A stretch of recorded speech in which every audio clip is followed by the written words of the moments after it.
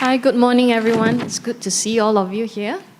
Okay, I'm a journalist, so basically we are kepochis. We always go around, snoop around, look for things, ask why this, why that, So that's my job. I'm basically here on my own capacity. I'm not representing my company. I'm basically also a health writer. Health is my beat, and I cover nationwide all the issues that are going on in the country. But along the way, I have always been interested in indigenous issues, but don't always have the opportunity or the time to write. But in the last 3 years, the Lord has actually opened up the opportunity for me to be more involved in writing. And the reason why I'm interested is because the indigenous people are the most marginalized people in this country. They are basically, a lot of them are not literate. They cannot read or write, and they're very poor, and they are really treated like nobody. So that really, it's really sad to see that, because I come from a humble background as well, so I can feel that pain, sometimes what they are going through. And the indigenous people, they make up like 13% of the population, and 1/3 are Christians, 1/3 enemies, and 1/3 Muslims.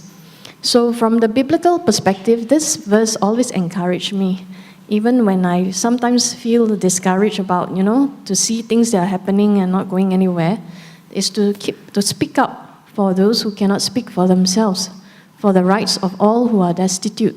Speak up and judge fairly. Defend the rights of the poor and needy. I see the orang asli a lot of time, they are like destitutes. After their land are taken away, they are like destitutes. They are so displaced, And that's why this verse is so relevant. So I would say that the indigenous people's land, they are provided for in the law, but then again, Dr. Remy Bulan did say that there are some limitations there, but the judges have done a good job. So the legal part, I leave it to the lawyers and the academicians. So my experience is, even though they are provided for the protection in the law, in many villages, I see the same story. Whether I go to Guamusang, or I go to Perak, Greek, or wherever, or even Belaga, after 59 years of independence, you see they have no water, electricity, no roads, Can you imagine? They're just practically like primitive people living all by themselves. Even though sometimes they are not very far from the main road, they don't have electricity, they don't have water. And they don't have many land. They don't have land titles in many villages, and state governments are slow, or they don't draw up the boundaries to recognize their land after all these decades. Can you imagine 59 years, and they have not drawn the boundaries for them? And that's because of that they have no land title, no grant. Then state governments and private companies encroach into their land and say that it was state land. So the indigenous people's lives and livelihood, they are totally disrupted by logging and then land clearing. Okay, this is how it works. You see this part here, this is Kampung Kuala Ko. I took the opportunity to talk to the people because my company actually sent me there to oversee 2 houses that are being built for the orang asli there after the flood. And I took the opportunity to ask around, and this is the land. They said that in 2013, suddenly, the tractors, all that came and just cut down all the trees, took out all the logs, they sold all the logs, the loggers came. Then after the loggers came, sometime last year, suddenly the land was sold to an oil palm developer. So the oil palm developer now, doing all this to plant the oil palm. So the thing is, because of all this barren land at the moment, the flood came from the top of the mountain and just swept their houses and all that all the way down. And it was so bad. All their houses were all swept away, basically. So one NGO actually called it internal tsunami, because there are no forest cover and the hills are gone and there's no way to stop the water come from somewhere sweeping down so fast. And because the water, they used to drink water from the mountains which flow into the stream and all that. And they are actually quite clean. You just have to boil it and just drink it.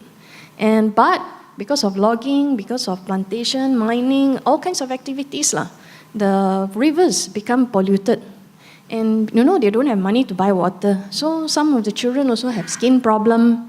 And then you have because the water is already polluted, they don't have fish to eat anymore. And food source depleted, and many of them suffer from malnutrition.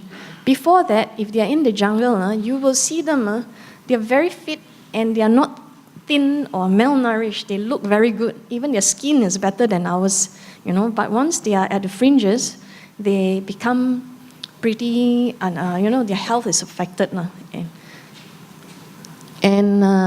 So when land is taken, they are evicted, or they ask them to move elsewhere, or they are resettled. So writing about injustice is in itself a form of advocacy. But the journalism profession requires a journalist to be fair and objective, so we talk to all parties. So what I did was, I familiarized, it's a lot of work being a journalist actually. Sometimes people see our articles very small, but there's a lot of work involved in there. So what I do is I will familiarize myself with issues, and one of the book that I have read, which I thought was very interesting, I think you should check it out, is Money Logging. But you'll be surprised, this book, even though it's in the computer system, in some of the bookstore I checked, but on the bookshelf, you cannot find it, so we don't know where it went. So because this book has also talked about how the destruction of forests is linked to money laundering. And you will be surprised, some of these people who are involved, the tycoons, are Christians. So I'm not sure how pastors can also play a role in this to advise our congregation. And so the other thing is, I did a lot of research as well, and one of the things that I look at is the Suhakam report, which was carried out in 2010. The inquiry was carried out then. And I also visited as and when I can, and when my company allows me, I visit some of the indigenous people's villages. So for us, we have to talk to many parties to understand the issues, and we have to. We also talk to academics, lawyers, NGOs, and activists, and also the authorities, okay, like Jakwa and relevant ministers and other people. So this is just an example of the article I've written. You can read online. This is just a portion of the article. And this is basically to explain what is actually the issue, because a lot of people don't really understand what is indigenous land rights issue. So this explains how the provision in the law, and also what is happening to them and what they say about it. And you see, these were the areas where they used to look for food. Can you imagine your supermarket all gone? This is like their supermarket all gone. They got nothing to eat. And they say that, this is in Kampung Kuala Ko, and they say that they have to go 90 kilometers inland just to find some food. And sometimes they may not get anything.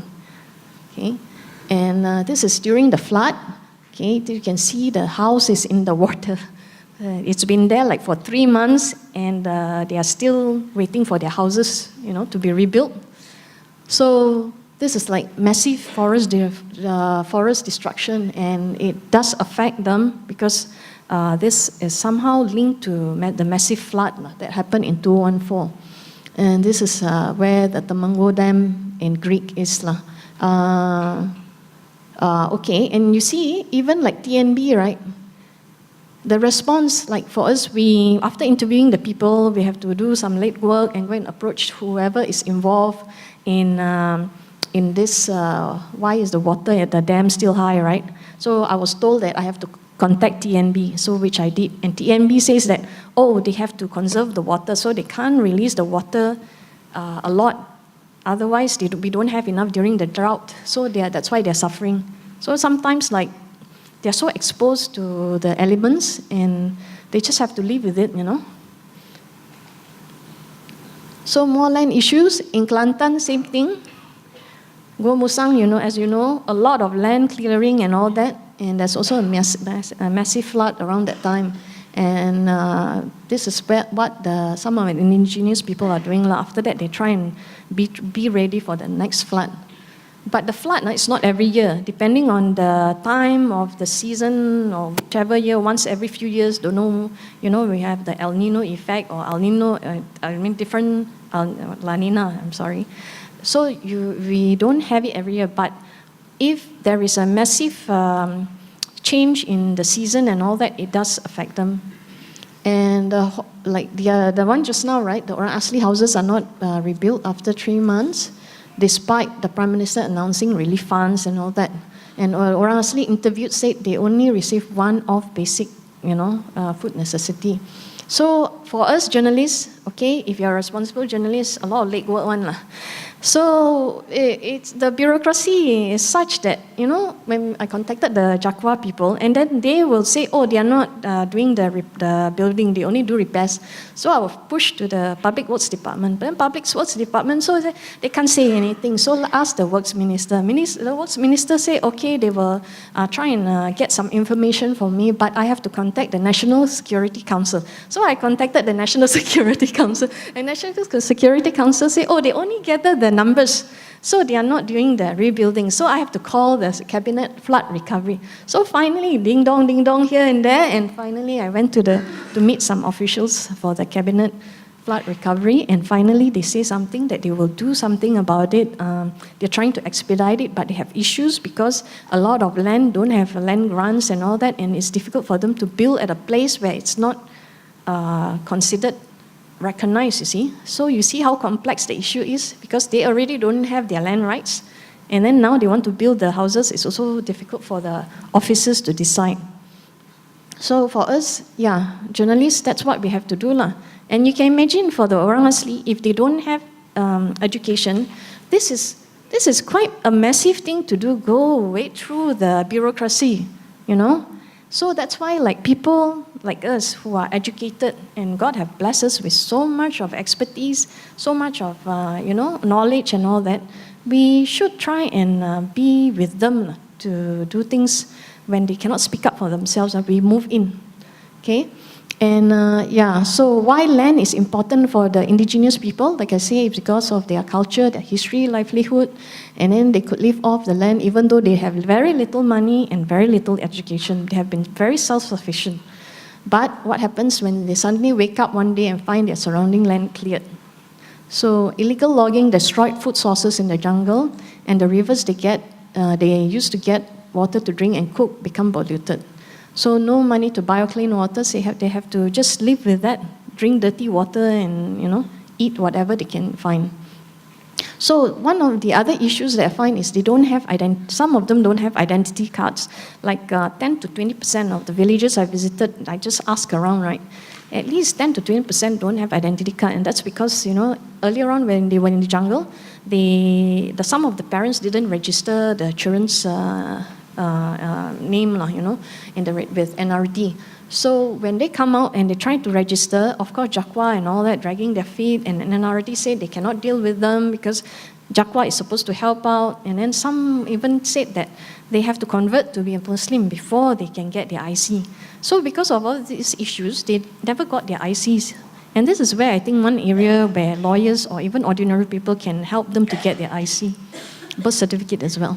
So as a result, the indigenous people, they suffer from malnutrition, health issues, depression, and then even the young, they have to they go into drugs and other things.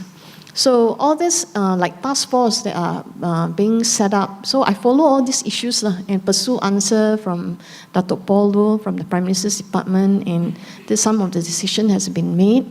But even though they approve all 18 recommendations, there's no setting up a commission on indigenous peoples and no native land tribunal. These are the two important things that are needed.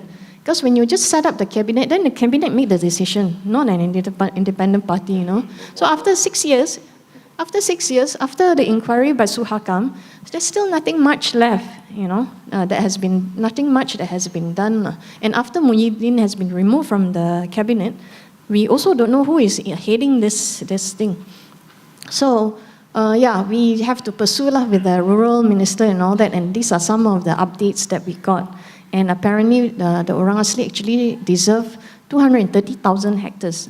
This was the one that were recognized even from the 70s and 80s. But now they are only trying to recognize this figure, 50,000. You know, so again, you know, the struggle just continue. So this is like some of the issues I continue. People would call me and ask me to highlight their plight, so I will try my best to write. And sometimes I get very little space, but better than nothing. You know, I wanted pictures to be in there as well, but you don't get. So we just continue with the work, continue to be there, and it's good that we are there because, you know, sometimes like the indigenous people think all the Chinese are the oppressors. Because they are the loggers, they are the middlemen and all that. But when they see me as a journalist, right? Oh, this is a Chinese reporter, you know. And then they said, and there was one time, orang asli, they refused to talk to any press. And then after that, I said, oh no, but I was with you that day, I was talking to you. Oh, yang wartawan Cina tu ke? I was like, boleh. Then they come. So you have to like make contact and connection with them. Then they have a different perspective. Otherwise, they will always say, the Chinese always oppress us, the Chinese steal this from us, the Chinese this and that from us. So we have to be there to make a difference, change the history. Okay, yeah. I think the rest, I think I will just go to why it concerns us, national, it's a human rights issues and also the land laws and their land is also our national treasures. So turning a deaf ear to their plight ultimately affects us as well. See all these global warming issues. You know, and so our work, their challenges are very complex, so we need to go beyond charity work. Okay, so we need to, when we approach them, we need to treat them with respect. Okay, these are the measures, some of the things that you can do. Lawyers can help them with their cases, and then you can go and help them to meet the MPs, state assemblymen, bring their concerns to parliament, and then help them to measure their boundaries. Like all this measuring, all that can learn on. Apparently they use GPS, you know, and land developers check. You can check if you are a land developer, you can check if there are indigenous people living there. You know, and there is this one guy, architect, who actually shared recently. He regretted that he helped to, you know, design the project there, and he said the next project he will not take up any projects that will affect the livelihood of the orang asli anymore. So, financial institution, if you are in the, if you make decisions, you decide who to give the loan to. You know, if they are developing land that affects orang asli, then you can decide not to give it to them. And then farmers, you share the knowledge. Teachers can teach their children their rights. And others, you can also help with their ICs. Actually, the list is endless. It's up to us where we want to help them, how we want to help them. Okay. So, yeah, don't leave the indigenous people all alone to defend their land because it's also our national treasures. You know, the destruction will hit back at us. Okay. Thank you. Thank you.